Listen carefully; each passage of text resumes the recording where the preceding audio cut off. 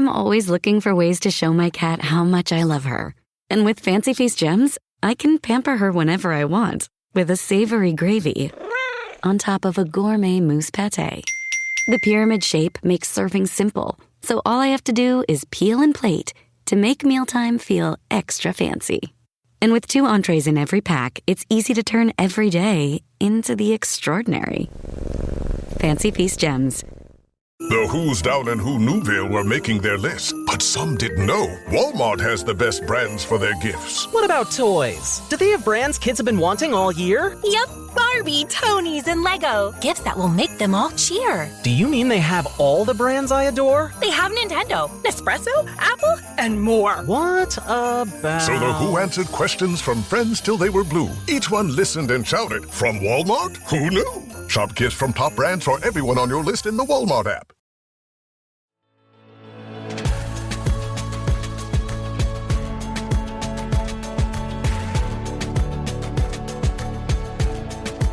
I am Nicole Khalil, and you're listening to the This Is Woman's Work podcast, where together we're redefining what it means, what it looks and what it feels like to be doing woman's work in the world today. And we can't even begin to do that without having a conversation about our relationships. It's easy to see how far we've come in our careers, more women in the workforce, leading in business, and making decisions that were not so long ago completely off limits. But here's the thing. Much of that progress has been additive. Women aren't just breaking barriers, we're carrying the weight of them too. We're leading companies and managing households. We're chasing dreams and chasing kids. Which brings me back to my original point. Redefining woman's work is going to require us to redefine our relationships, our marriages, partnerships, parenting, and our friendships, because the way we've been doing it isn't working for most of us. And I don't think we're meant to feel this lonely, burnt out, exhausted, and somehow simultaneously feel both over and underwhelmed all the time.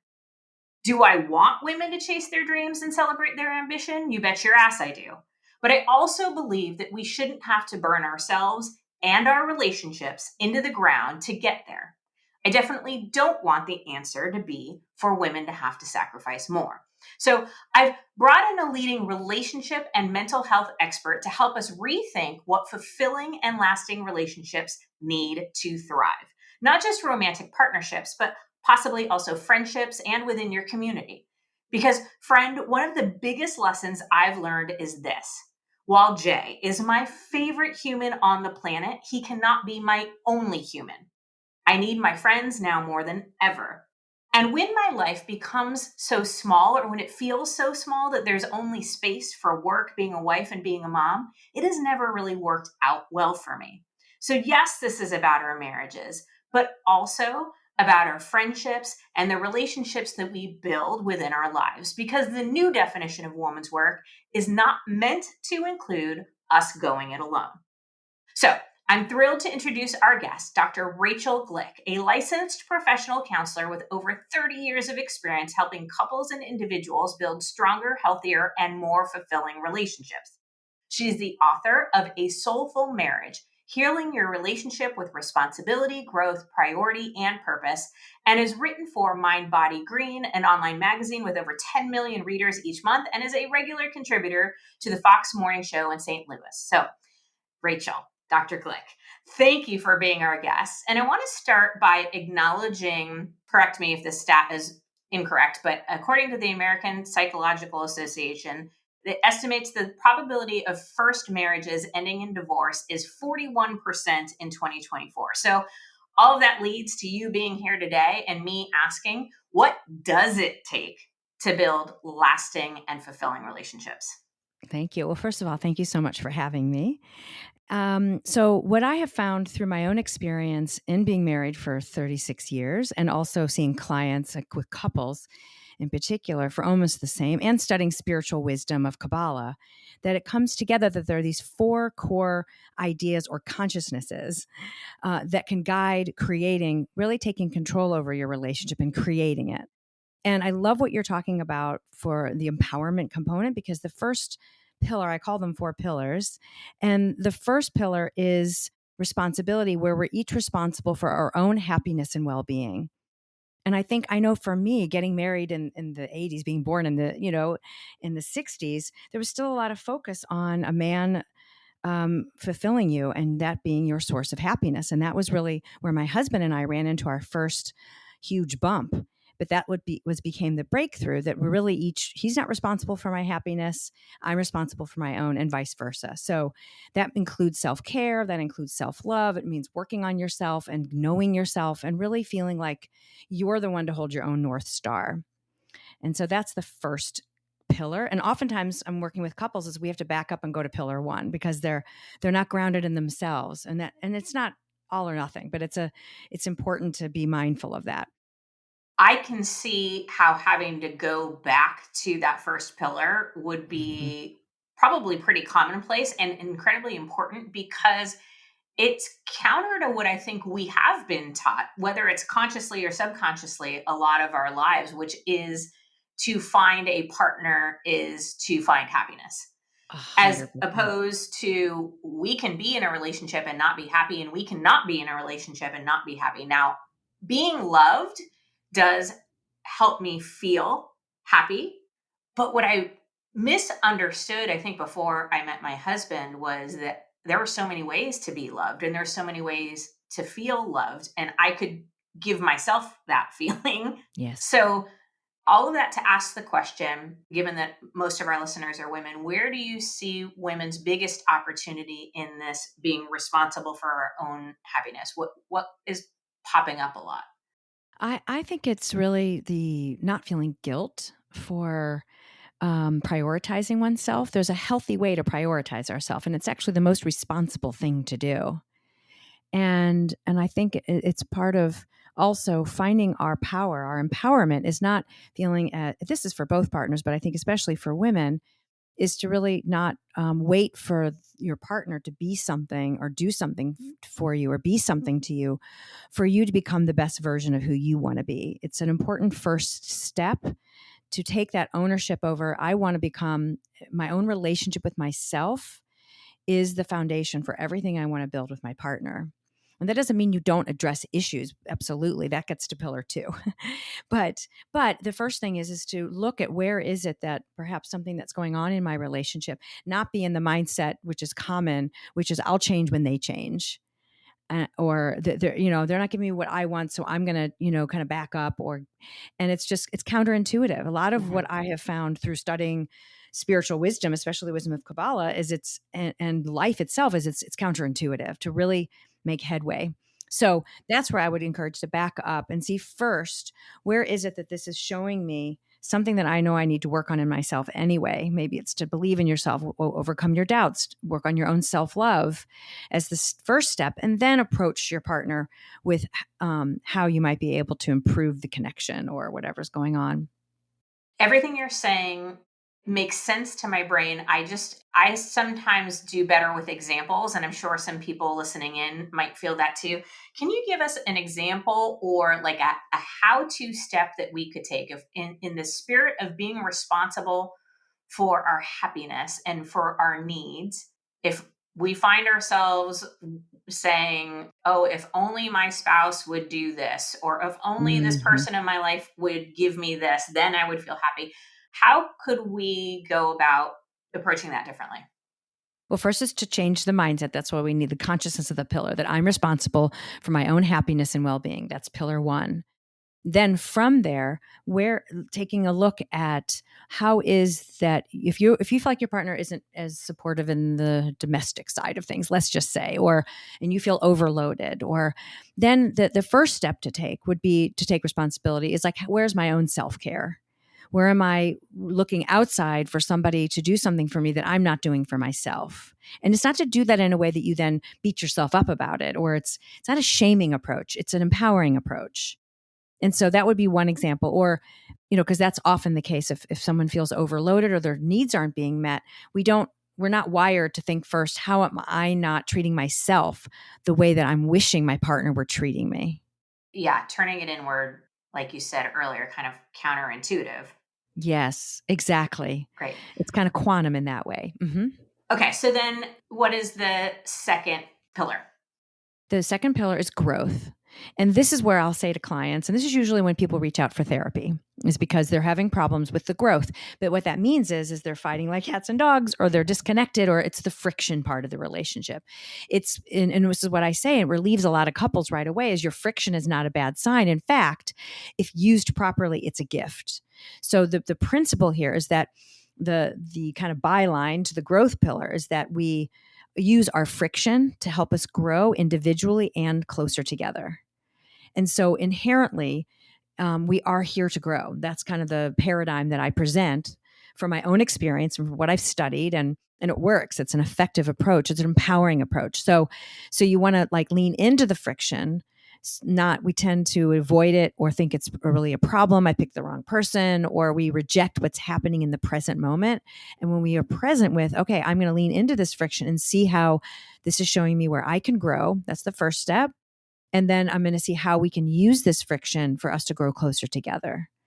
And so this is where this has more chapters in my book than any other pillar, because there's a lot of work to do in this section. I often think one of the challenges outside looking in long-term relationships is this idea that both of you will evolve and change in similar directions at similar times. And so that leads to my question, what if one of you feels more committed to growth than the other, or any wisdom there? Absolutely. And it's common, we're not, we tend to be drawn to people who are about at the same level of emotional, spiritual maturity. It may show up in different ways, but we tend to be drawn, but we don't always grow at the same pace. We don't always have the same desire for personal growth or the same capacity for it. And that's very common. It really is. And first, don't panic, if you aren't completely matched. And you kind of go back to pillar one. What does this mean for me in my life? And what can I do to keep being the best version of myself? But you want to find a way to find the common ground where you can each, the more you not get as reactive with your partner, you might be the one who is more of the manager of the relationship. And that's okay. It's hard to accept. Sometimes we might feel resentful. Why is my partner not noticing that something needs work? And why aren't they wanting to grow as much as I? But if you can accept that and embrace with radical acceptance that this is where he or she is and this is where I am. And then from there, you just do your best to learn as much as you can about how to use your friction in a way that doesn't create defensiveness and name calling or blaming, and where you can find skillful ways to make it a win-win for both of you. That takes a lot of responsibility, and intention. And training, like in pillar 2, I try to give kind of a micro training in listening skills, because it's a huge component of what breaks down is it communication skills, which often people think communicating is just saying what's on my mind. But communication skills means mostly being a really good listener that really lets the walls come down and you can get to the heart of what each of you are needing or dreaming or desiring or afraid of. I feel like if any of us improved even just a little bit in the skill of listening without defensiveness, all of our relationships would transform, as would the world. I mean, what a difficult skill, because I think you're right. We do spend a lot of energy trying to figure out how to communicate with words our thoughts or our requests or our feelings or whatever. We're thinking about how to say. Totally different perspective to come in with how to listen. Yes. Talk about counterintuitive. It's counter ego. Like we are wired for self-preservation. So it's irrational on some level, but we need to learn how to be irrational in the right way. And that is, and that's why I offer in the book, like I combine like 3 different kind of structured listening tools that allows you to have a little bit of like fences around the inclination to be afraid you're not going to be heard, or to feel like you have to, you're going to lose something if you really take the time to understand your partner better. Yeah. So clearly we need to read the book, but any quick tip on listening and kind of leaving defensiveness out of it when having these friction-oriented conversations? Yes. The first is the power of pause. That's the first thing I always like to introduce. And I like to do PBR, which is pause, Like, that's funny because it's the beer, PBR, but it's pause, breathe, relax. But not to think you have to address the what's on your mind right then, to make sure that you work on regulating your own nervous system first. And because we have different kinds of thinking systems, we have different parts of the brain, and we want to get to the part of the brain that can think long range and not just reactively trying to get relief.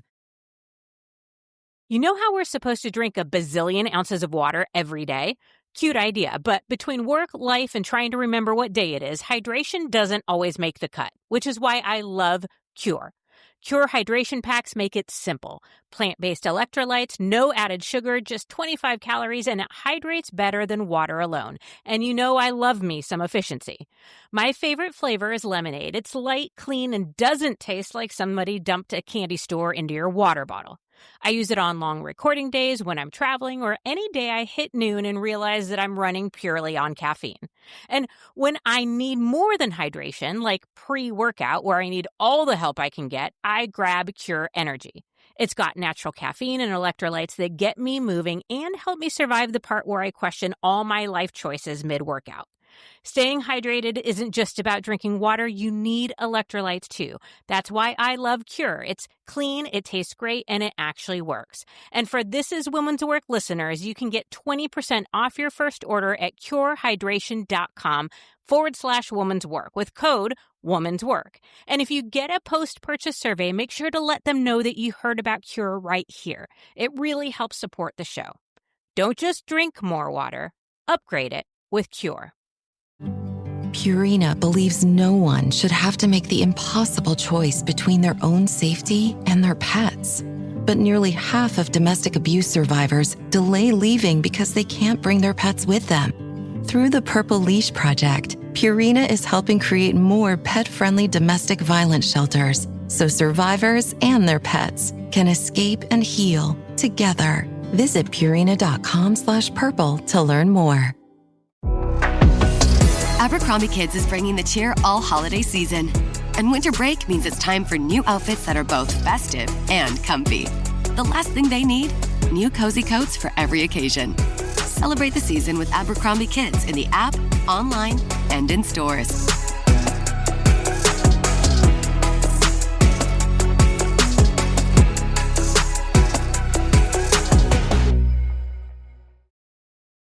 For me, listening is always the hardest part because I'm constantly thinking in my head how to respond or how to make my point understood or how to feel heard, really. I actually think my husband is better at the listening and the pause part than I am. So it definitely takes practice. And I think the first two pillars are challenging enough, but what is the third pillar? Once we're working through responsibility and growth, then what comes next? Yes. So I want to briefly mention that it's normal that it's very difficult to listen, but it is a trainable skill.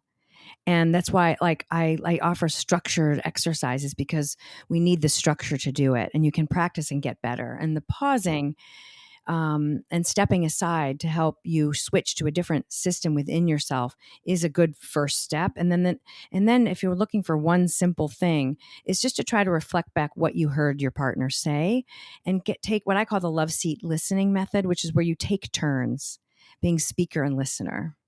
So the third pillar is it starts to lighten up, but it's not less important, and that is priority.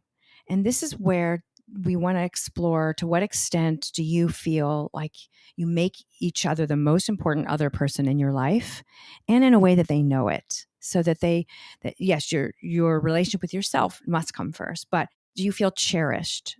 What are you doing to make sure your partner feels cherished in their love language and their way of operating in the world? And where do you on the lookout for the things that can become like a third entity that get in between you and your partner, feeling like you're cherished, feeling like you're a priority?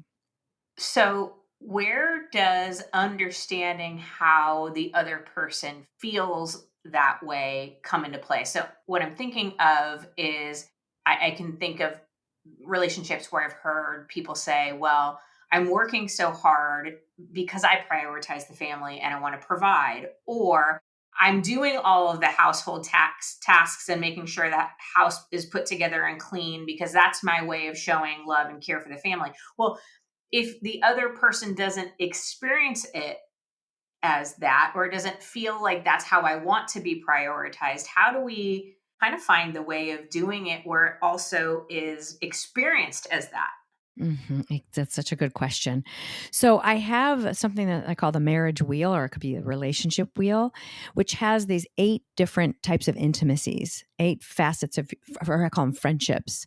And those include like the different ways we might connect or might share a life together. And around that wheel, and I can share what those are if we have time for that, but what's around that wheel is communication. So this brings us back to establishing in pillar 2 a good method for navigating our differences. And so if you aren't aware that that is your partner's love language, you might interpret it wrong and not feel loved by that. But then you also want to learn from your beloved, what is it that makes them feel really loved? And so then you work on that. And that's, again, back to growth. Like if it's difficult in some way to love your partner in the way they feel loved, you should celebrate that, because then you're stretching yourself as a human being to go out of your nature and becoming more proactive love than reactive love. And that's where you start to elevate yourself as a person, and you're growing, and you feel the energy comes from that connection of growth together.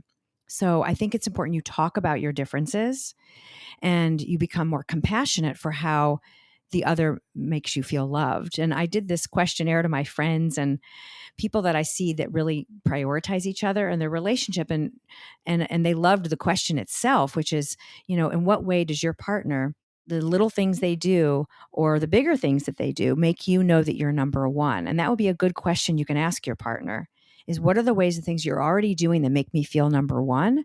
And what could we do going forward that will help me feel even more cherished and even more of a priority to you? Great questions. I would imagine that most of the responses are personal, individual, and intimate, meaning that my answer might be different than the next person, than is different than the next person. But given your experience, have you seen any universal truths? Like most people really appreciate this, or this typically doesn't work when it comes to the priority pillar? That's so interesting, because we are all so different. But I was going to say most people want to be appreciated, I would say, as an overall. And sometimes people want to hear it in words, and sometimes people want to hear it, see it, experience it in actions, or both. But like even when you share grievances, that can be communicated as not appreciating all the other things that they're doing. So if somebody isn't a words person, that they want to hear you talk about how much you love them and thank you for making the broccoli so good, or whatever it is, you can also work on showing appreciation by managing how many complaints you share and being happy and fulfilled and satisfied. But I think we all want to feel appreciation. And when we lose appreciation, that's when we also lose so much of the love, actually, in the relationship. It speaks to my experience for sure. Appreciation is at the top of my list. All right. I can't let you go without talking about the 4th pillar. And I want to talk about the 8 friendships. Yeah. So let's talk about pillar 4.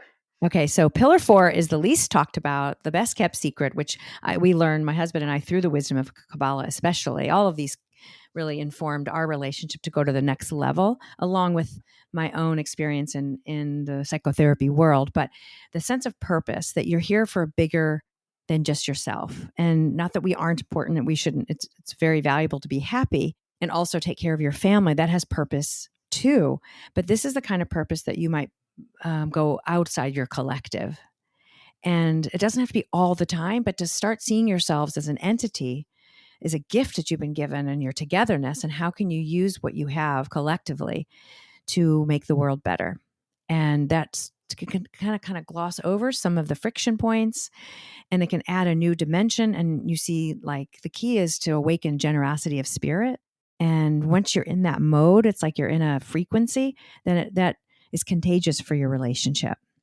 It's funny. I never thought about it this way until you said it. Because I was trying to think, like, what is Jay and I's purpose? I don't know that we've talked about it, but I do know modeling partnership as something different than I've experienced it up to this point, modeling more equity in our relationship. And that doesn't mean, each of us do the exact same things in equal amounts or anything like that, but Mm-hmm. Mm-hmm. having a more equitable partnership where we both win, we both feel appreciated, we both feel supported and valued and celebrated in our ambition and our careers.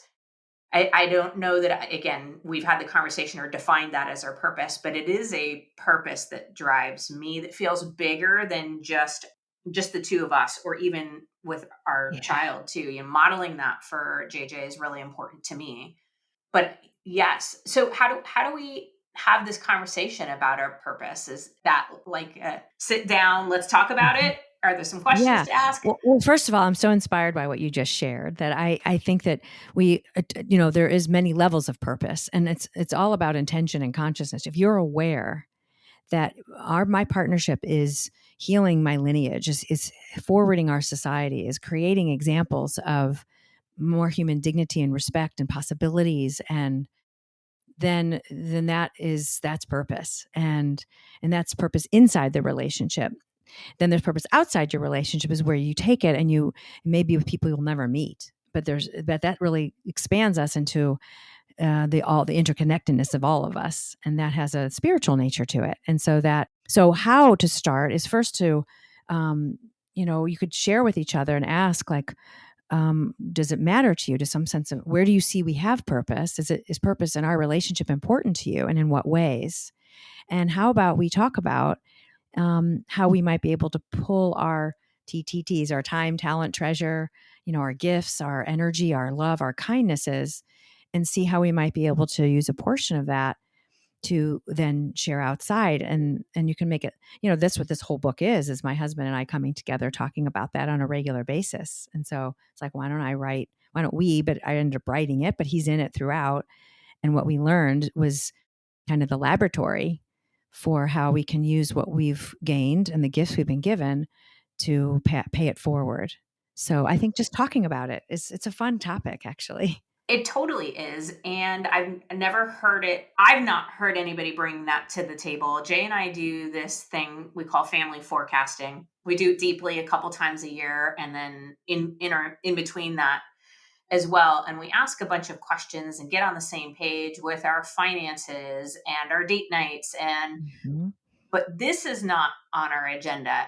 And it will be the next time around, this conversation about Nice. our purpose. I love it so much. Yes. And I want to also reiterate that while we are talking about marriages here, that all four of these pillars can be leveraged in all sorts of relationships, from friendships to partnerships to all sorts of things. I've been kind of keeping an eye out for it. I don't think there's a thing that you said that wouldn't be transferable to any Yeah. meaningful relationship. Exactly. Any relationship that you want to have keep growing, and that you want to have it be closer in connection and more productive, more successful, like even a work relationship, that you can see, how you can go through the pillars. And of course, your long-term committed partner is going to be a unique sense of the most prioritized, Yep. but absolutely scaled to the appropriate, in an appropriate way. It absolutely can be for any relationship. Okay, great. So let's talk Yes. about these 8 friendships. Yes. So this is a way of understanding both how to see where your conflict shows up. It's going to be kind of a roadmap for where are we strong and where are we having not so strong in our wheel.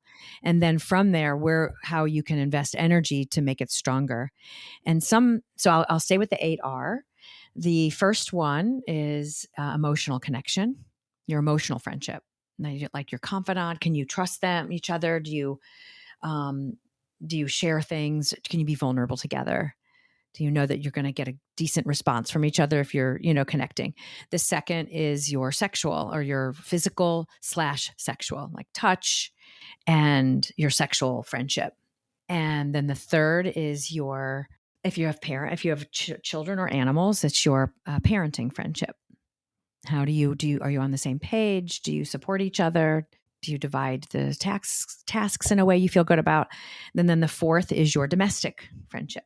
How do you handle things that go in just the business side of being married, the house, and do you feel good about how you're sharing things? And then the next is your financial friendship. Do you trust each other? Are you open about it? Do you have a sense that this is our money, not just mine? And then there's your recreational friendship. Do you have fun? Do you laugh?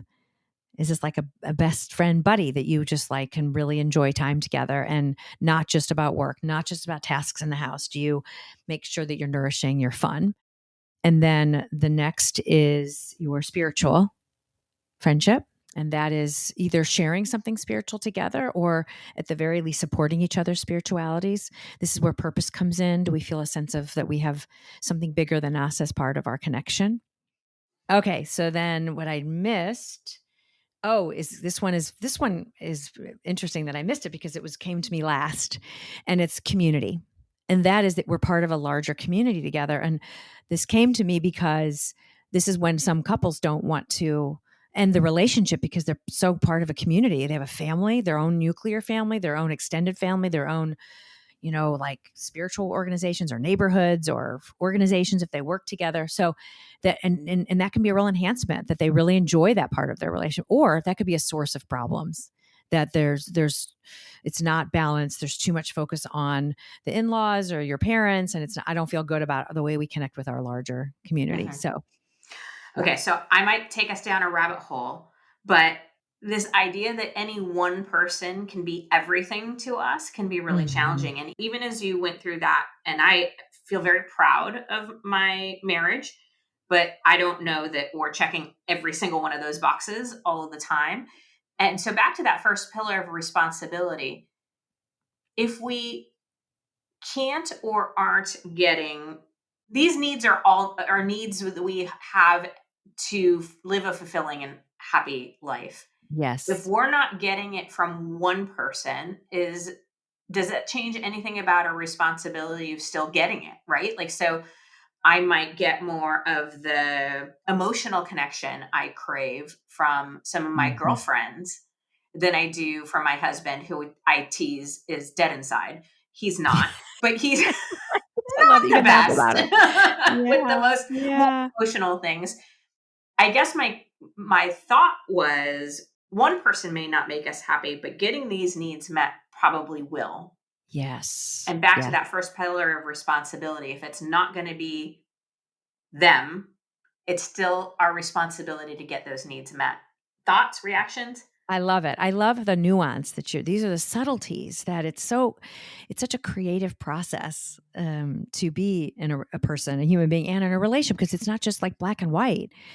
So yes, so the idea there's always something that isn't just right for us or very right for us, importantly right for us in our most important relationships, because we're here to grow and we're here to like use those gaps as a kind of elevators for how we can work on developing as a person and heal things, correct things. And so we want to go back to pillar one, like you just did, and see where is it that I am I have to accept my partner as they are.